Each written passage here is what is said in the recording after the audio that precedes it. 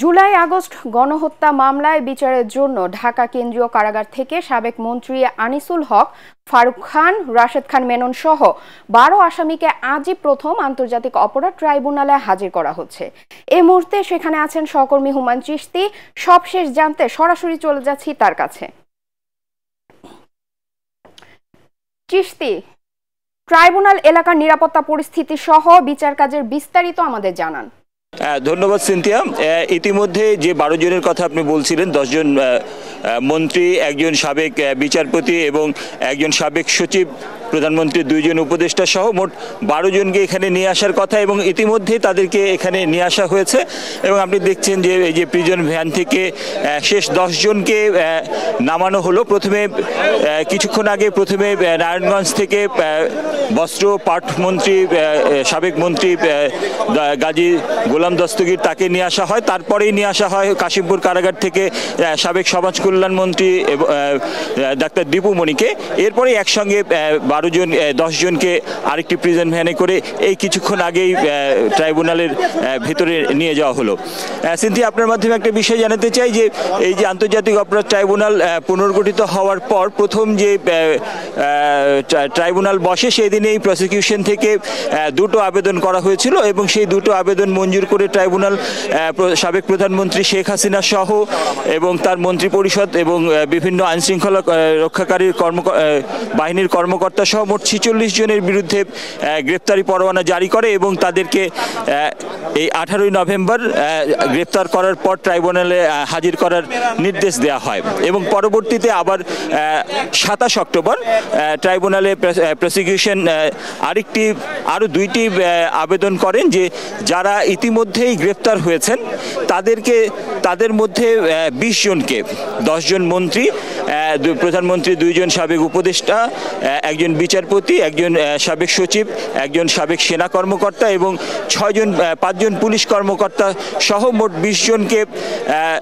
যেহেতু তারা গ্রেফতারে আছেন, তাদেরকে ট্রাইব্যুনালে হাজির করানোর জন্য এবং তার আগে তাদেরকে এই যে জুলাই গণহত্যার যে মামলাগুলো হয়েছে, এই জুলাই গণহত্যার মামলায় আসামি দেখিয়ে তাদেরকে ট্রাইব্যুনালে হাজির করার 2টি আবেদন করে প্রসিকিউশন এবং সেই 2টি আবেদনই মঞ্জুর করে প্রসিকিউশন আদেশ দেন যে এই 20 জনকে 18 তারিখে এই ট্রাইব্যুনালে হাজির করার জন্য এবং 17 পুলিশ কর্মকর্তা তাদেরকে 20 নভেম্বর ট্রাইব্যুনালে হাজির করার নির্দেশনা দেন এবং সেই নির্দেশনা মোতাবেকই আজকে মোট 14 জনকে এখানে আনার কথা ছিল। এর মধ্যে যদি মন্ত্রীদের কথা বলি, যে 10 জন মন্ত্রীকে এখানে আনার কথা ছিল, সাবেক আইনমন্ত্রী আনিসুল হক, সাবেক কৃষিমন্ত্রী ডক্টর আব্দুর রাজ্জাক, সাবেক বাণিজ্য মন্ত্রী ফারুক খান, সাবেক নৌপরিবহন মন্ত্রী শাহজাহান খান, ডক্টর দীপু মনি, গোলাম দস্তগীর গাজী, ওয়ার্কার্স পার্টির সভাপতি এবং সাবেক মন্ত্রী রাশেদ খান মেনন, জাতীয় সভাপতি এবং সাবেক মন্ত্রী হাসানুল হক ইনু, সাবেক আইসিটি প্রতিমন্ত্রী জুনায়েদ আহমেদ পলক এবং সাবেক শিল্প প্রতিমন্ত্রী কামাল আহমেদ মজুমদার। এবং প্রধানমন্ত্রী যে 2 জন উপদেষ্টাকে আনার কথা রয়েছে, সেই 2 জন হচ্ছেন তৌফিক-ই ইলাহি, প্রধানমন্ত্রীর সাবেক জ্বালানি উপদেষ্টা, এবং সালমান এফ রহমান, তিনি প্রধানমন্ত্রীর সাবেক শিল্প বিনিয়োগ উপদেষ্টা। এছাড়া বিচারপতি শামসুদ্দিন চৌধুরী মানিক এবং সাবেক স্বরাষ্ট্র সচিব জাহাঙ্গীর আলমকে আনার কথা ছিল। তবে এই 14 জনে আনার কথা থাকলেও শাহজাহান খান এবং অসুস্থ থাকায় তাকে আনা সম্ভব হয়নি এবং অন্য একটি মামলায় রিমান্ডে থাকায় সাবেক কৃষিমন্ত্রী ডক্টর আব্দুর রাজ্জাক, তাকেও এখানে আনা সম্ভব হয়নি। এ নিয়ে মোট এখানে 12 জনকে হাজির করা হয়েছে ট্রাইব্যুনালে। এবং আমরা কথা বলেছি প্রসিকিউশন টিমের সাথে, কিছুক্ষণ আগে আমাদের সাথে কথা বলেছেন। ওনারা জানিয়েছেন যে তারা মূলত 10:30টার দিকে মূলত ট্রাইব্যুনালের কার্যক্রম শুরু হবে এবং ট্রাইব্যুনালের কার্যক্রম শুরু হলেই তারা 2টো বিষয় আদালতকে অবহিত করবেন। একটি হচ্ছে এই যে জুলাই গণহত্যার যে মামলাগুলো হয়েছে, সেই মামলার অগ্রগতির বিষয়ে তারা আদালতকে জানাবেন এবং গত 17ই অক্টোবর যে 2টি আবেদনের প্রেক্ষিতে এই যে গ্রেপ্তারি পরোয়ানা জারি করা হয়েছিল, সেই বিষয়ে তারা আদালতে শুনানি করবেন।